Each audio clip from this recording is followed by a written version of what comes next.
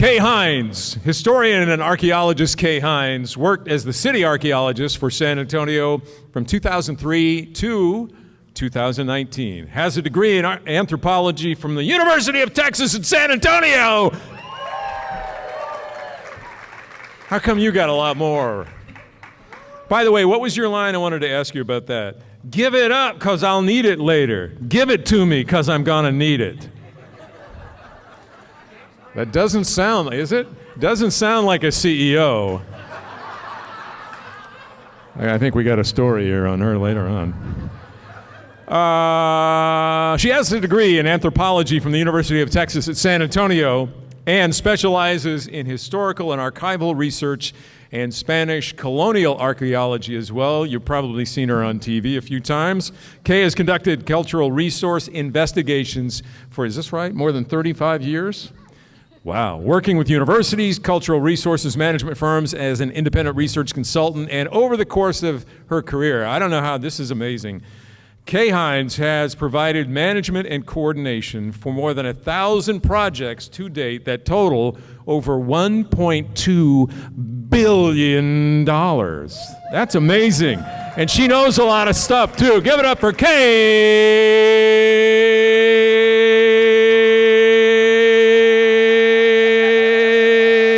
Hindes.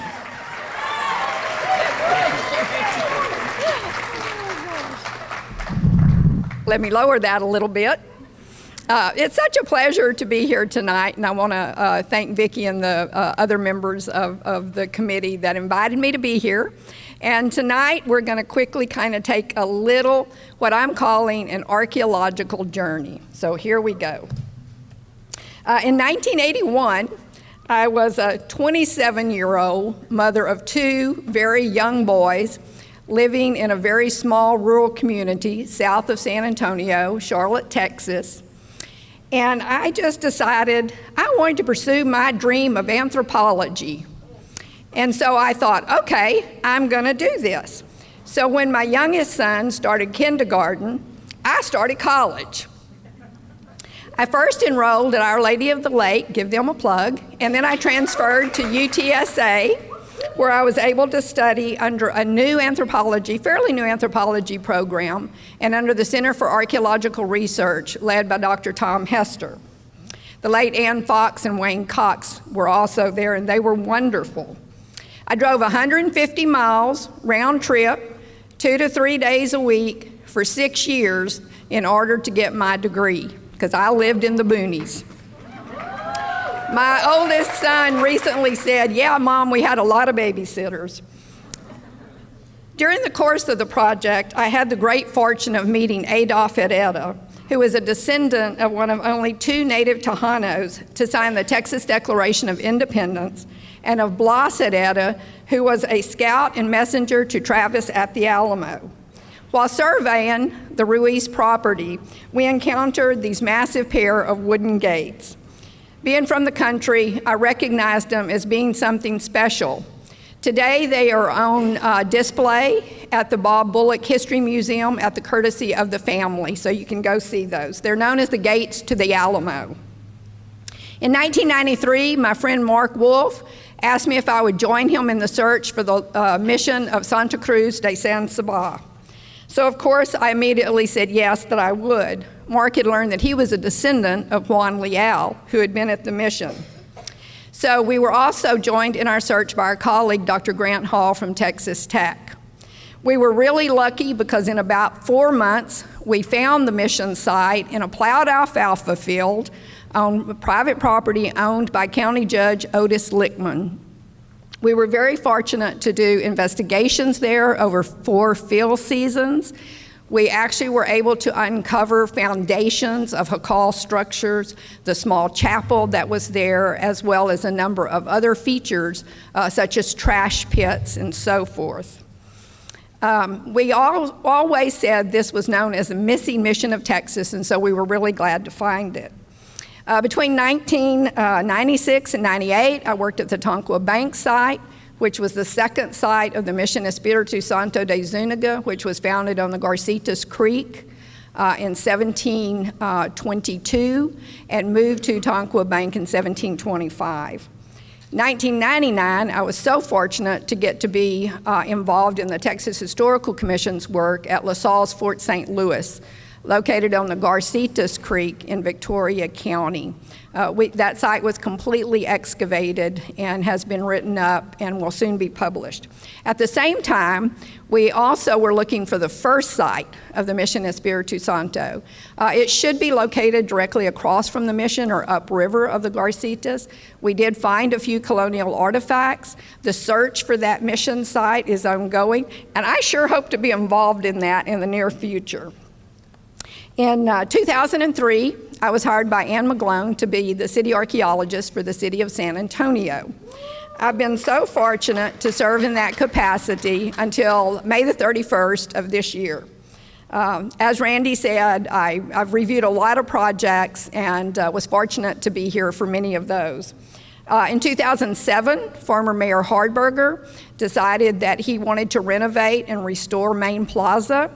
And so we were very lucky to be able to do some really interesting archaeology there.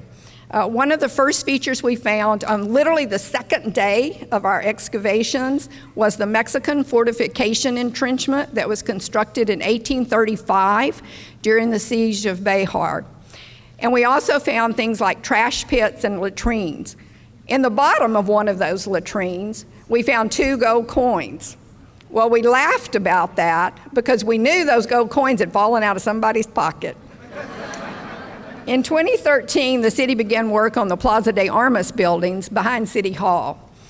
We knew that that was the second location of the Presidio San Antonio de Béjar. The Spanish governor's palace is the last remaining building from that site. This is the Aguayo map, which showed us how it was constructed, and the Urrutia map.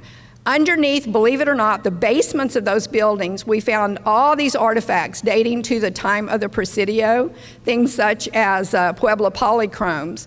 These are not found on sites that date after 1725, so we knew we had that earliest Presidio site.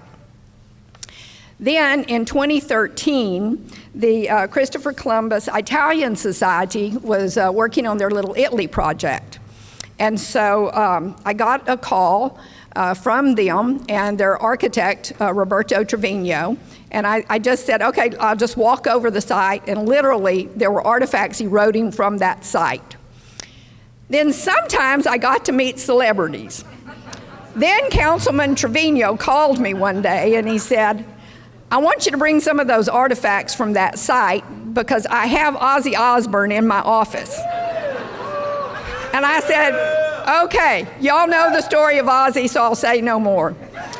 Then in 2016, we did work at the Mission San Antonio de Valero, known as the Alamo. We found incredible deposits relating to that site. We found adobe walls. We found fallen adobe walls that came down. And then sometimes you get cartoons done about the work that you do. So tonight, in closing, my message is this. Remember, you are never too old to pursue your dream. Be passionate about your work and do what you love. Thank you. That